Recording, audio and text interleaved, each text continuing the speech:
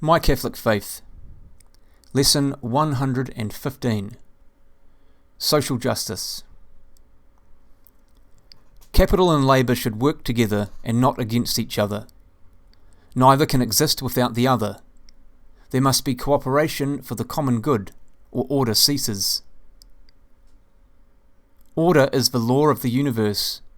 Around the sun revolve the planets, around the planets revolve their moons and satellites. A watch runs smoothly as long as each part, however small, does its share. Otherwise, the watch goes out of order. The humblest labour must be treated justly by his employer, and in turn must be loyal to the employer, otherwise order will cease. What remedies have been proposed for the modern industrial problem of the world? Free countries free from communist colonialism, carry out social reform, social justice, while maintaining political freedom. Totalitarian countries, fascist and communist, claim to emancipate their people from subjection, but in fact, entire peoples found themselves in danger of falling back into barbarism worse than which oppressed the greater part of the world at the coming of the Redeemer. The Church advocates social justice within the moral order with respect for private property.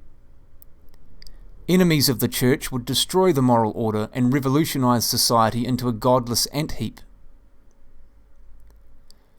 In 1959, the Catholic bishops of the United States declared, "Ultimately, the problem of communism as a threat to peace and freedom will be met only when we exemplify the principles that we proclaim as Christian, members of a nation dedicated to God's law.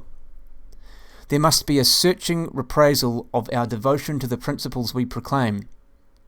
We cannot live as materialists and expect to convert others to our system of freedom and peace under God."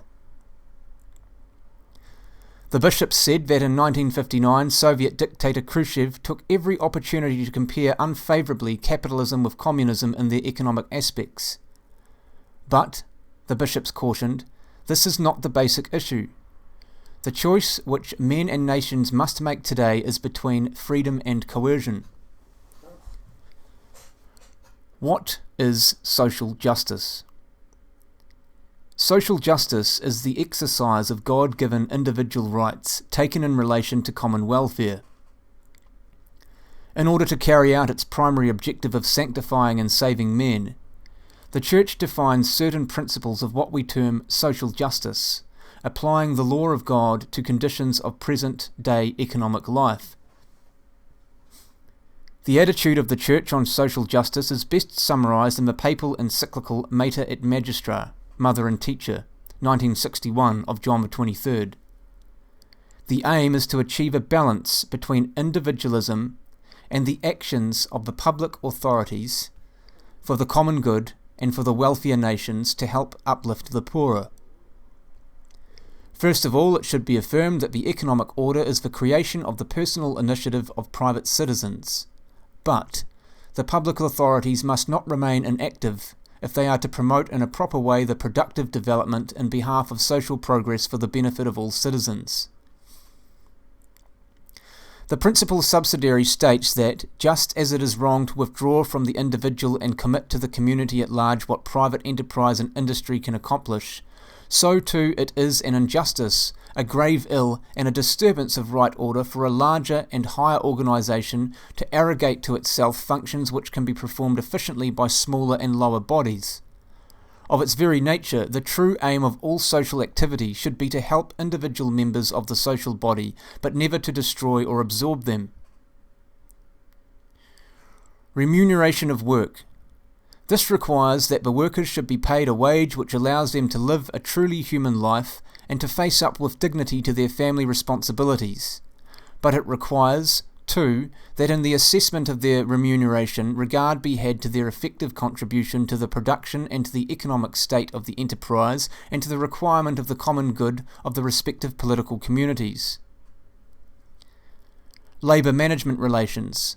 The relations should be marked by appreciation, understanding, a loyal and active cooperation, and devotion to an undertaking common to both, and that the work be considered and effected by all the members of the enterprise, not merely as a source of income, but also as the fulfillment of a duty and the rendering of a service. The principle of natural right to private ownership exclusive of productive goods. The right of private ownership of goods, of productive goods inclusively, has a permanent validity.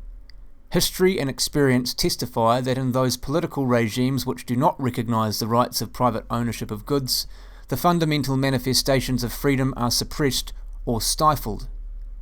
Further, the right of private property is intrinsically linked to a social function. The goods of the earth are above all destined for the worthy support of all human beings. The rich nations should help the poor. It is, therefore, indispensable and corresponds to the need of justice that technical and financial aid be given in sincere political disinterestedness for the purpose of putting those communities on the way to economic development in a position to realize their own proper economic and social growth.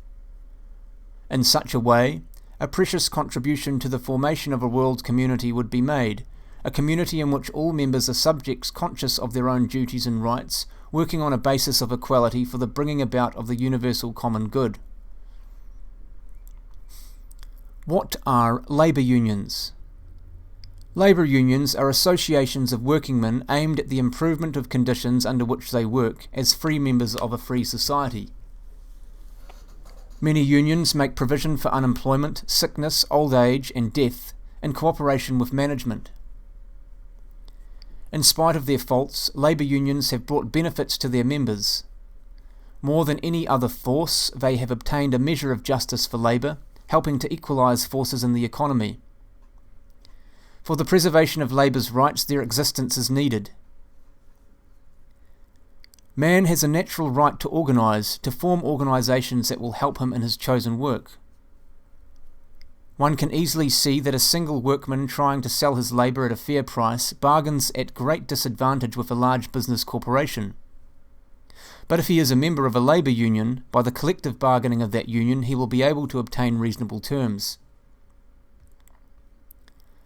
The strike is justifiable for just reasons. Such reasons would be when rights are violated or ignored, when lawful contracts are broken, or when other difficulties of a serious nature exist. The strike should be used only as a last resort, when no other means are available. Workingmen in a strike must use no violence. They should not unreasonably lower the reputation of the employer.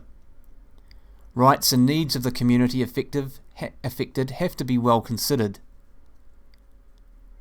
Labour unions must be careful not to impose politics of their leaders on members, and must deal effectively with labour racketeers. Labour leaders have a responsibility to their members, to industry, and to the public at large.